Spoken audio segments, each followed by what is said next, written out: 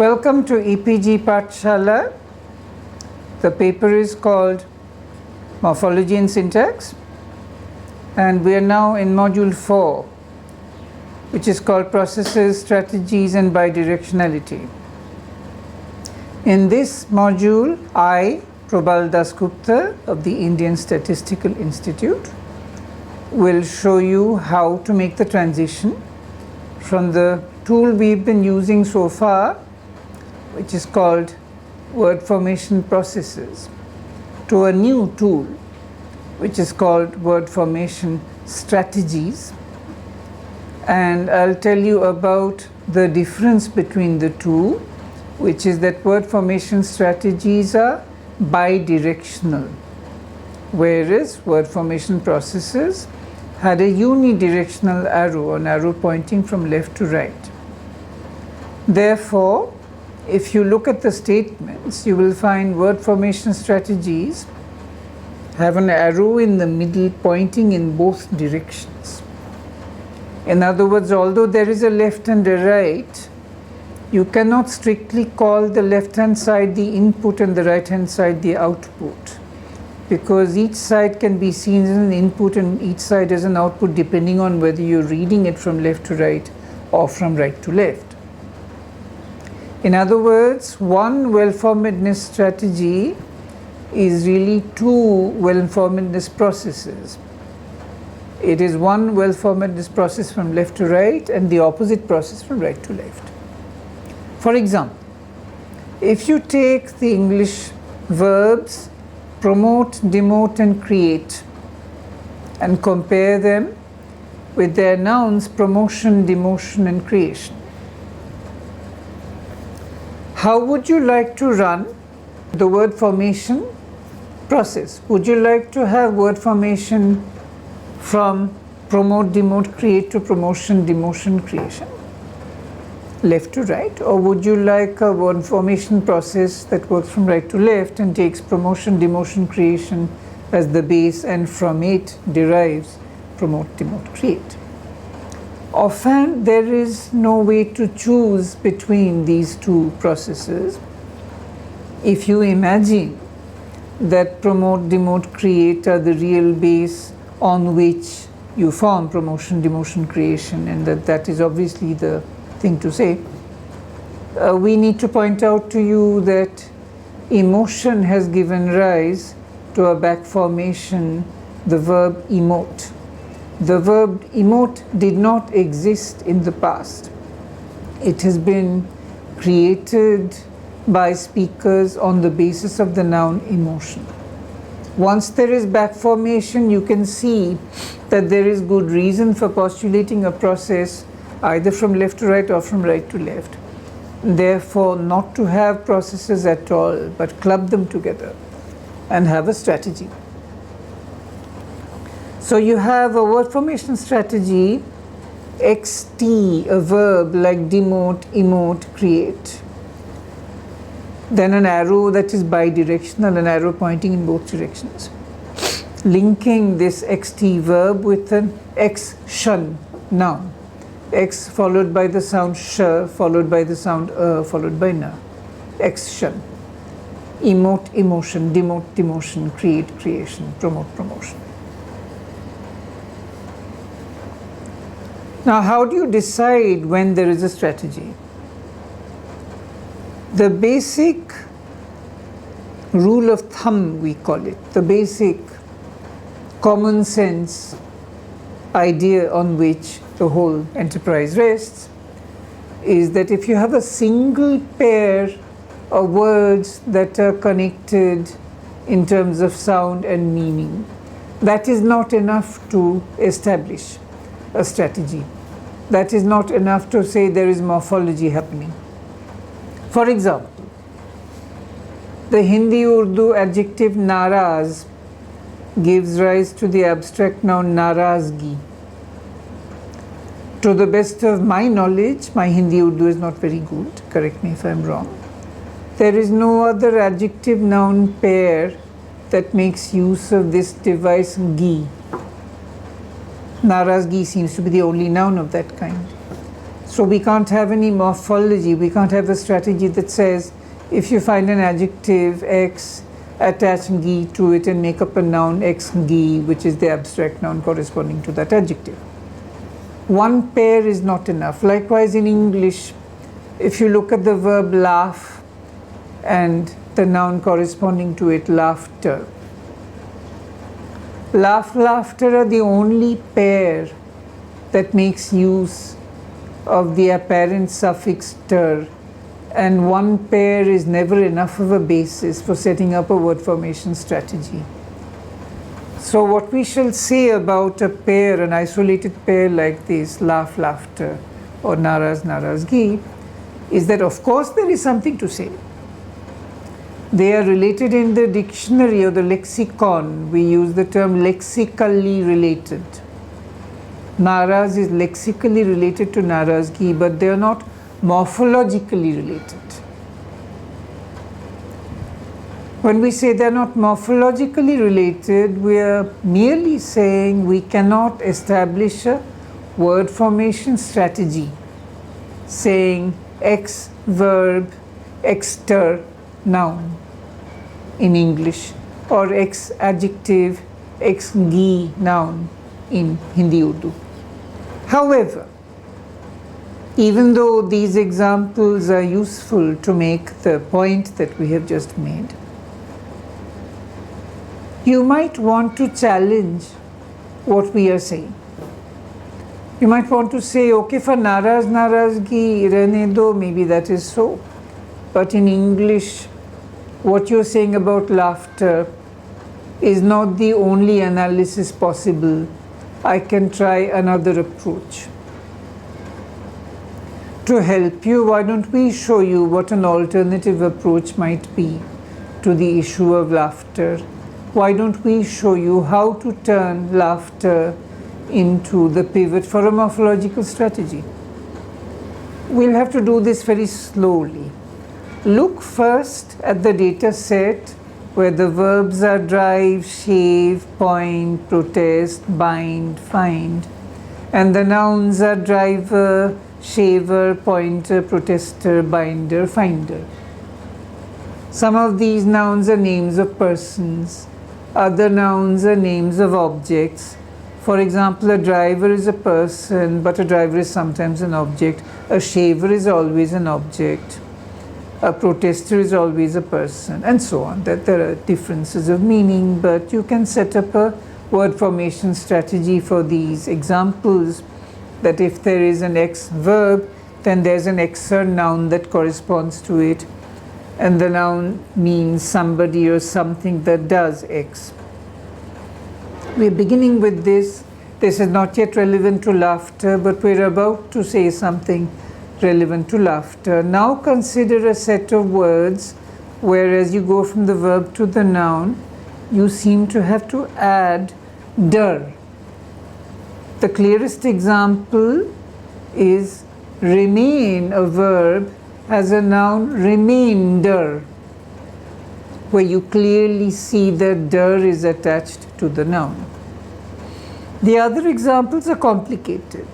When you take the verb remind, you might think that remind takes to produce the noun reminder, but we put it to you that the semantic relation, the relation of meaning between remain and remainder, is similar to that between remind and reminder. So you should perhaps think of reminder as being remind plus der, with the well-formed constraint preventing English from having a double D, forcing a repair strategy to step in and delete one of the ders, leaving you with reminder.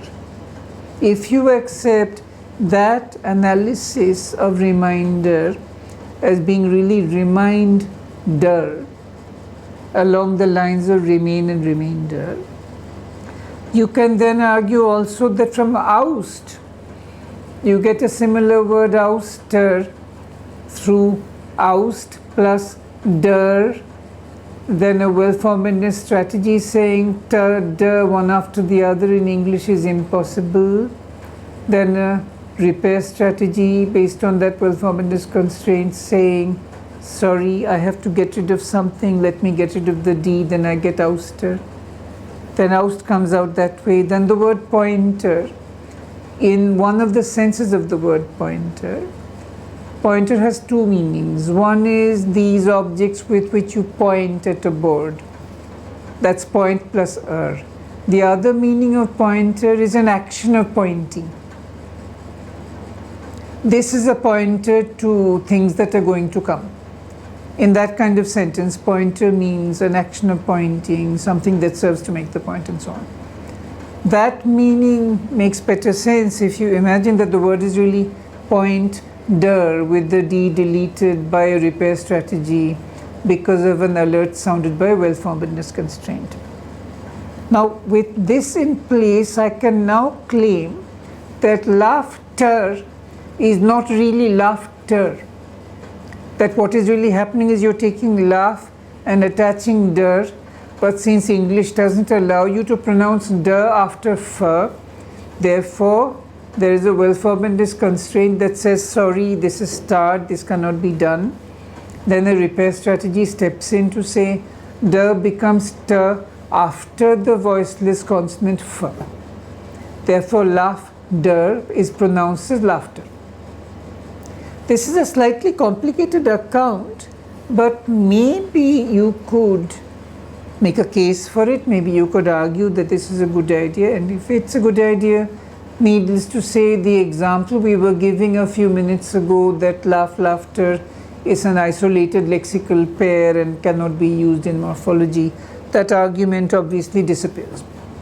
However, and on this however, we have set you an exercise that we will want you to do very carefully. We are just giving you a pointer to the exercise. The exercise is about a difficulty to be faced if one wants to believe that laughter really comes from laugh, der. The difficulty is this. Are we sure that native speakers of English are incapable of pronouncing D after F? If that is the case, when speakers of English are told, hello, please meet this gentleman, his name is Safdar, are they able to say, hello, Safdar, with a D? Or do they always distort it and say, hello, Saftar, with a T? I must admit I have never tried to introduce a man called Safdar to a native speaker of English. So I have no idea whether native speakers of English do or do not distort the name Safdar into Saftar with a T. One will have to try and find out. One will have to telephone speakers of English and say, there's a name here spelled S-A-F-D-E-R. How would you say it for me, please? And then you record the pronunciation and find out what is happening. You can do the exercise in one of two ways. You can either actually make lots of phone calls and take the data and do something with it. Or you can say, if it is D, I will have this answer. If it is T, I will have that answer. I don't have the time to do the experiment. We're okay with you. We're not trying to force you into experimental research at all. This is a beginner's course. Relax. We are merely saying, do an exercise in which you have to answer the question, what if Safdar is not distorted by native speakers of English? Where does that leave our analysis of laughter in the recent proposal we were making? And alternatively, what if indeed native speakers of English are incapable of pronouncing FD, if indeed when they're introduced to a man called Safdar, they mispronounce the name as Saftar? That is what we're trying to do in the exercise. We're not compelling you to find out what the facts are.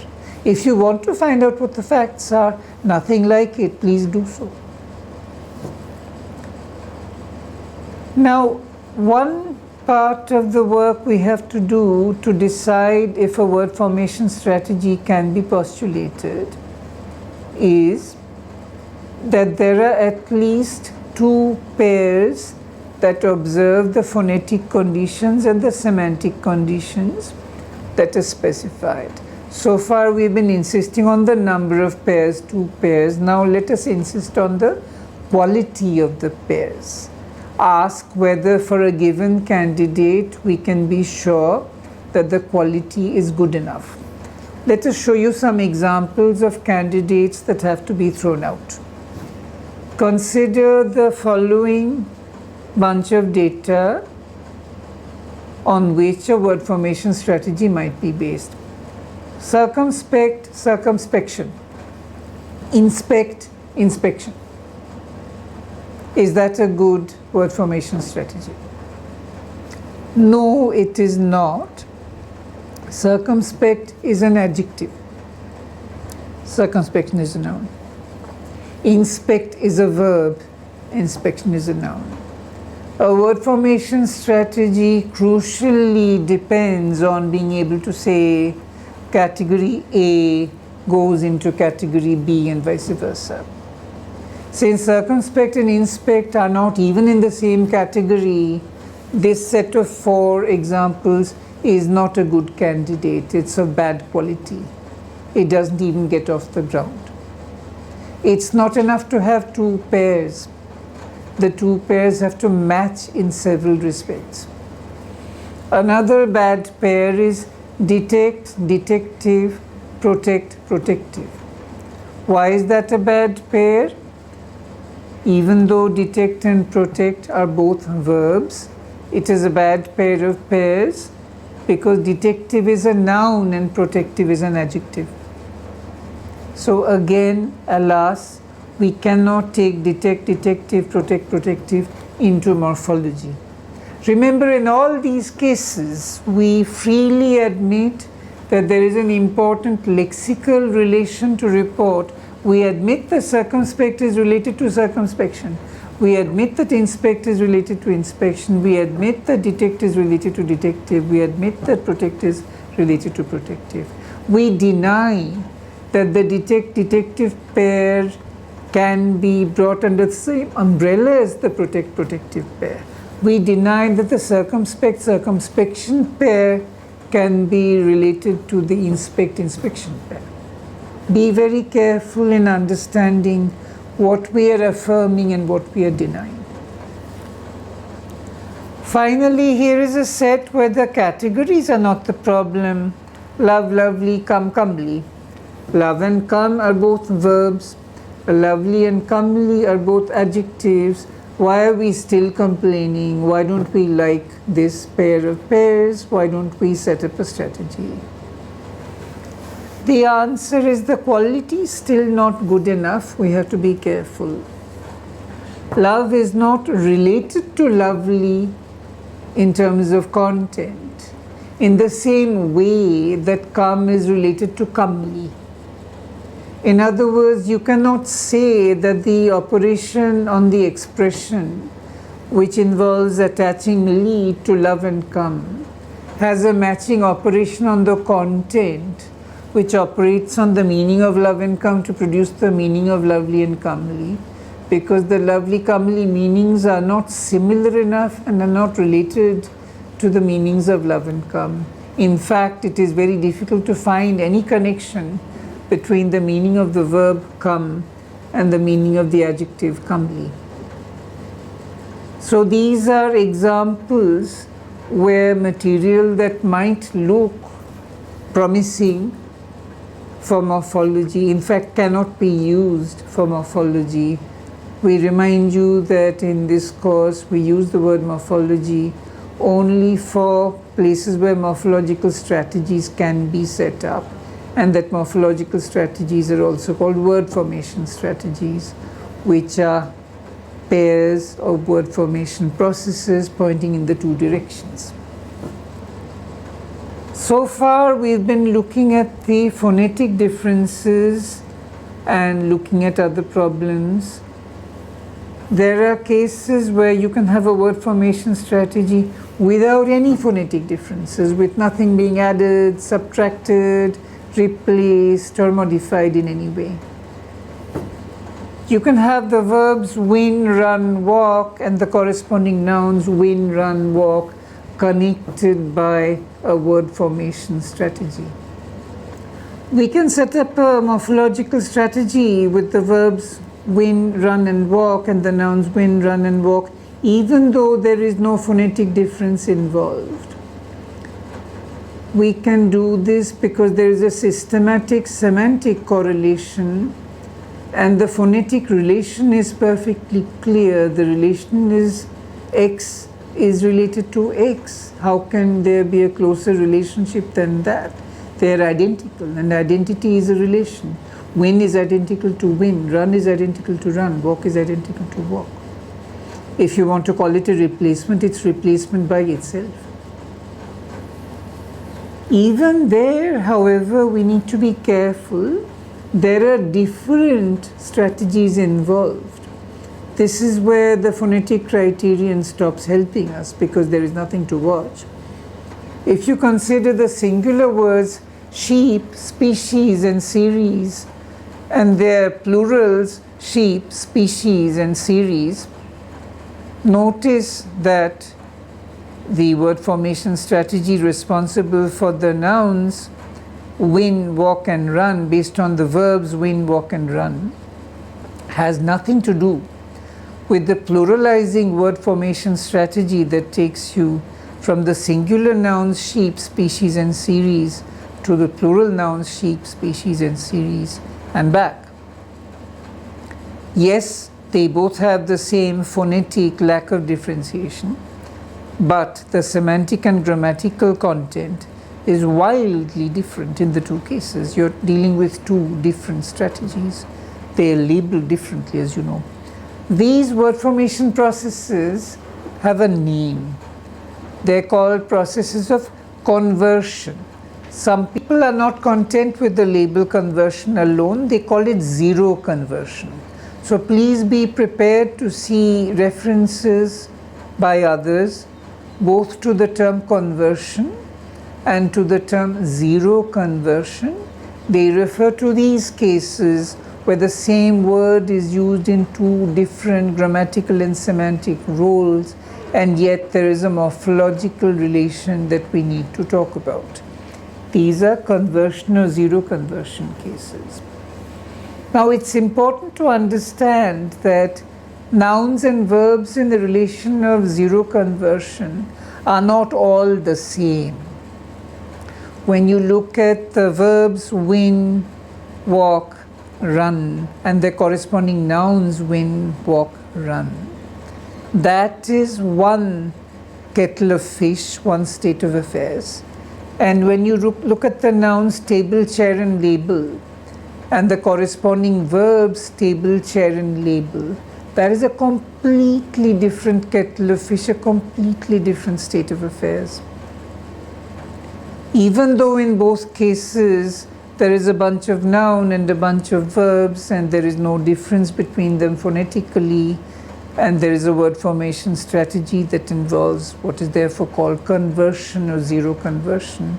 Even so, because the meaning difference is not at all the same in the two sets. To table something is to put it on the table.